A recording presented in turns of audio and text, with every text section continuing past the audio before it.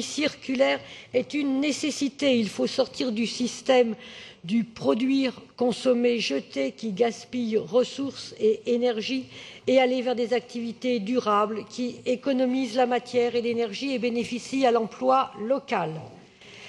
Cette deuxième feuille de route est d'abord l'occasion de mettre en lumière ce qui a d'ores et déjà fonctionné et qui se développera.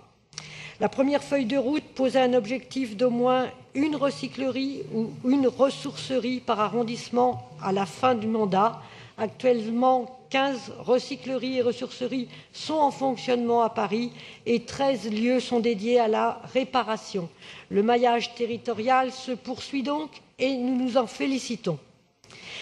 La commande publique est un puissant levier de changement. Aujourd'hui, je veux saluer le fait que 40% des marchés notifiés comportent des critères ou des clauses d'économie circulaire.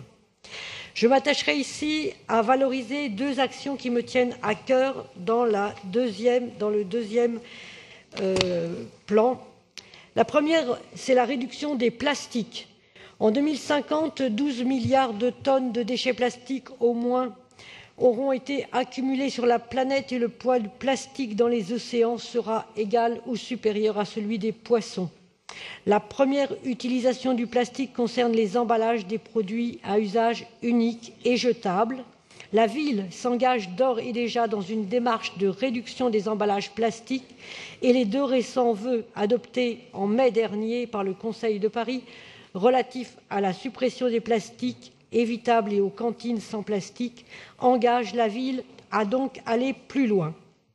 La deuxième action concerne l'industrie de la mode. Elle est aujourd'hui la deuxième industrie la plus polluante au monde. Elle affiche un bilan carbone lourd qui s'élevait à 1,2 milliard de tonnes équivalent CO2 dans le monde en 2015.